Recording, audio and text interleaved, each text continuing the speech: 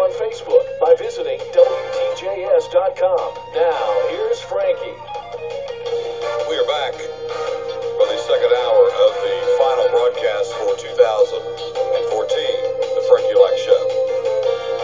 From the Presbyterian Church, Joshua Collins, Justin Pruette, and Reuben Kendall is here today. And we'll take calls at 731-423-0139. Free phones, if you will, check the phones. I do want to get these calls in the order that they came in, so I'm a little confused. Tonight, partly cloudy with a low around 22 degrees. New Year's Day, partly sunny with a high 39. Thursday night, rain is likely. Cloudy with a low around 33 degrees. For Friday, rain with a high near 41. Friday night, rain, low around 40. Saturday, rain and a possible thunderstorm with a high near 55 degrees. All right, gentlemen, we have another hour of it. You guys ready today? Joshua? Yes. Kendall? Absolutely. All right.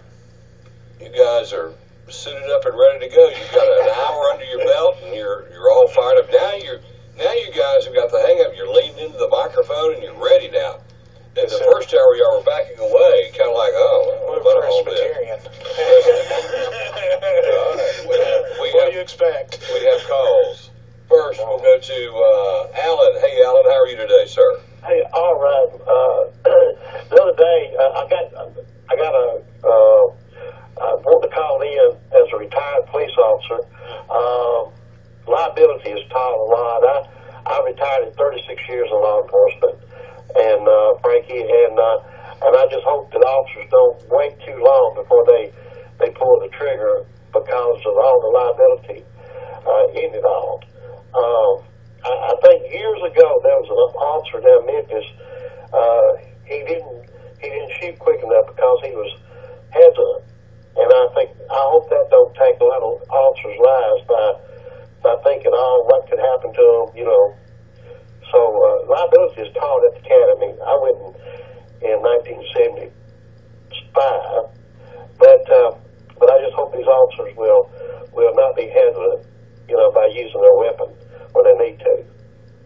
Well, with all the different news coverage and all the stuff that's going on in our country, I am a post-commissioner.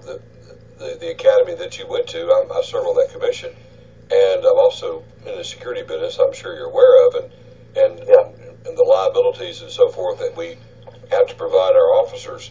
I do think that there is that this has affected police officers and security officers that do go armed, as far as hesitation or that split second you're talking about. And it is very unfortunate. I don't think it's really the liability, the liability issues as far as monies is concerned about lawsuits. I think it's more, if I use my weapon, am I going to be justified? Am I going to be prosecuted for a bad shoot and have to go to prison? I think that's the more concern with officers as far as the legal liability, so to speak. So, well, you know as well as I do, you use your weapon when you have fear of life, of yours or someone else's. If you got that element of fear of life, you can use it, of course. The problem is being able to prove that after you use it, because you're the only witness left, because the other one's been neutralized. So, like in the St. Louis area, that guy wasn't indicted because of the fact of their thorough investigation of the people that witnessed the situation. So it's kind of unfortunate. It's almost, I think it's kind of flipped. You're innocent to proven guilty. I think now it's kind of the air of things now is you're guilty until you prove yourself innocent. As far as and that's unfortunate, but that's what our liberal society has forced us into. So. Yeah, I'm gonna get some bad emails on that one. I don't think men be going to law enforcement as quick as they used to. I don't know, and I feel sorry for the young officers that's out there today. Now I'm 63 years old, and I'm glad I'm not out there. But I guarantee you, if this continues on, there's going to be an effect of people that want to enter into the law enforcement career. I mean, that's right. It's going to be very difficult to get people to do that as a career with this climate we have right now. There's no doubt about that. All right, Alan.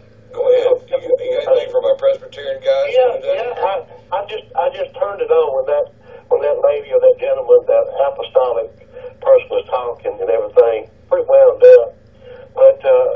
But you know, our country was strong. When God was the center of this nation, and we had godly leaders, and we need to pray. But I hate to say it, but I think our country's in a tailspin because we've sort of pushed God out of our nation. But we need to get God centered, and salvation is whosoever shall call upon the name of the Lord shall be saved. Jesus didn't make it difficult, son. He just made it simple. Whosoever calls upon the name of the Lord shall be saved. You start adding a lot of extra to it, you'll get so confused. Well, we need to keep to the basic of what Paul said. And I appreciate you young men standing up for Christ, and y'all just hang in there and pray for our country. You're doing a good job. Thank you, sir. All right, Happy New Year to you, Alan. We appreciate it. All right, James, come on with us. That was pretty good when you said, when did your religion start? 1850 or whatever. Reminded me of John Darby and everything. But here's my question. When the Jews, 1000 B.C., built that first temple, or Solomon's temple, they were worshiping God's consort, a female god, Asherah, I think was her name. And then they decided not to worship her anymore, even though they had for a long time. I was wondering what happened to her. Why did they drop the other gods they were worshiping in Solomon's temple? Well, when you're talking about Asherah, right, the worship of Asherah in the temple, are you talking about the Asherah pole that was put up after Solomon initiated the temple, or are you talking about the Asherah pole that didn't exist, that they brought into the temple from the beginning? You tell me. I'm just wondering where you're getting this Asherah pole business. The Israelites, right, the people of God, were always defecting to the religion of the people around them, right? And you see that wherever you go. There's a church, there's a people of God, and there's a bunch of other people doing something fun, like temple prostitution, right? So they say, we want to do that. We'll bring an Asherah pole into the temple, and we'll do some temple prostitution in here, right? But temple prostitution. Temple prostitution, absolutely. It's an old Canaanite thing. It's a thing that happens all over the world. But throughout the history of the church, that's something that God has judged his people for, right? You ever heard of the Babylonian captivity of the church? He said, listen, guys, if you guys want to act like Babylonians and worship their gods, I'll just send you all to Babylon. And they got sent over there as slaves, a huge, huge era of oppression on the church. And they pretty much cleaned up their temple after that, didn't they? So somebody with power introduced a female god that was Yahweh's wife or queen of heaven or something, but they were legit. It was just somebody that made something up, and it went on for a while until Moses told them they couldn't do it no more. Absolutely. Yeah. All right. What about Mithras? About Mithras, are you talking about the Roman deity, the mystery cult that kind of sprang up around the time of the origin of Christianity there? Yeah, his birthday was December 25th. He was a virgin birth. He was everything that Jesus did. He actually wasn't a virgin birth. He sprang from a rock. But around the time of Christianity, there were a whole lot of those mystery religions. They were called mystery religions. They sprang up around an idea of a divine being, right, who appears out of nowhere. And then if you follow our 6 secret rituals and our special set of rules and know the right things, then you can be joined into the cult and find salvation. And that was a response to the I guess, officialized or systematized paganism of the Roman Empire. You saw a lot of those that sprang up around the time that Christianity appeared. The difference majorly being that Christianity, right, is not a Roman mystery religion. Christianity is the fulfillment of God's promises to his people to bring a Messiah around, and the Romans came up with their own things, and that's probably the major difference there. Do you think it was a good idea to give Jesus the same birthday that the Roman gods had? Hey, you know what? The apostle, not the apostle, Paul's Dr. Luke says, right? He says about the birth of Jesus. Now the time came for Mary to give birth, and she did. You can't control these things, right? Too bad it happened on the same day. But if you want to be really particular, I think Jesus was born before they assigned the day of Mithras springing from the rock at December 25th, historically speaking. I think that the Mithrites probably copied Christianity because Christianity was growing and Mithraism wasn't catching on, so they had to try to copy the religion that was successful. Mithras, the image of Mithras is on the ark of Constantine in Rome, and on top of it is Apollo. That's who he was worshiping. And then Constantine thought that he was the second coming of Jesus till he spread. Well, maybe he did, but I didn't ask Constantine about that, and I have a suspicion that you didn't ask Constantine about that either. But Mithras is before the Christian religion because he's already on the ark of Constantine. Well, see, now Constantine didn't come up with the Christian religion. That was 300 years after the time of Christ. So I think I'm pretty solid in my historical timeline here. I think maybe you should go back and check some of the dates of the documents that you're reading. And I would recommend, too, I would say that you should probably try to find the actual historical documents from which these things are pulled, because a lot of the time you might find a website that's got its dates wrong. And it's absolutely important to know when things happened in history. When they get made up. Or right when they do get made up, things like Mithras being around before Jesus. That's one of those common misconceptions. Okay, what about, I was watching a thing on TV last night, just happened to turn the channel. It was in Nigeria, and people are worshiping a goddess down there that I've never even heard of. And they was interviewing some of them, and they act just like Christians do here when they're acting like that they're, drunk in the spirit. And I was just wondering, how can you tell which one is for real when the people can't tell any difference? Well, I would say the one that you can trust is the one that comes back from the dead. That's what I would say. Amen. Okay, and historically, if you look back at the promises that God has made to his people and the ways that he has interacted in space and time, in history, with his people, the God you can trust, right, is the God who comes down, who shares the suffering of his people, who dies for them, and who comes back from the dead. And it's not the God that you can trust that's out there in the middle of nowhere doing something, right? As the prophet Elijah said, who's maybe relieving himself so he can't attend to your prayers, right? Amen. You don't want to trust the God that gives you a heebie-jeebie feeling. You don't want to trust the God that makes you flip out and run around screaming, right? You want to trust the God who keeps his promises. And I would recommend going to Jesus for that, because he is the God who keeps his promises. He's the one who came back from the dead.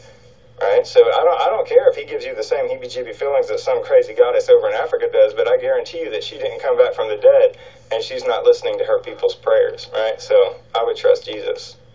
Well, here's the last thing. Just to me, it's really something that people were making up Jupiter, making up Apollo, making up Mithras, that they're gods, that there's, the people in Egypt had a bunch of gods. Well, they were a gazillion, yeah. And then, lo and behold, there happens to be a real God. What was the odds that they could make something up and then I think once again you've gotten your history wrong. I think that you're saying that people were making up gods and then all of a sudden they made up the right God. Or I'll tell you what, this relates to what we were saying earlier about questions that you kind of don't want to find the answers to, right? What if the God that really was real? God, if there's just one, why would if there really is a God, why are there so many that's been made up? Well, I'll tell you what if the God that's really there isn't the kind of person you like? Right? The Reuben Kendall that's talking to you on the radio, you may or may not like me in real life, but if you met me, you talk to me on the radio, and you decide you don't like me, then you can make up whatever kind of Reuben Kendall encounter you had on the radio with me, telling people about it later, right? You can tell them whatever you want, right? So first, second, third Presbyterian, and first, second, third. That's because of the number of the churches coming into a town, right? The first one that came in was First Presbyterian, the second one was Second Presbyterian. What you're talking about is people encountered the real God, and they said, you know what? He's a little limiting on my sexual desires. Or, you know what? He says things like, take care of the poor, or you are sinning. He says things that I don't agree with. And so I think I'll just make up another one, right? And you can come up with any God to fit your desires. That's why there's as many gods as there are people in the world. All right, that's why you've got so many gods. Because when you run into the real one, chances are you're not going to like him, right? Because he's not like you. So what King Henry VIII did.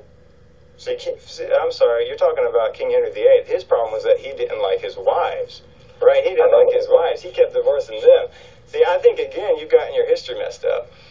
No, he broke away from the Catholic Church. Do you see problem? He absolutely did, because he didn't like his wives. He was a pretty, he had some priorities, right? He had some priorities going on. And I would rather keep him out of that, because I don't want to be the next person beheaded by King Henry VIII, because, you know, I heard that he's actually still alive. I'm kidding, I'm messing with you.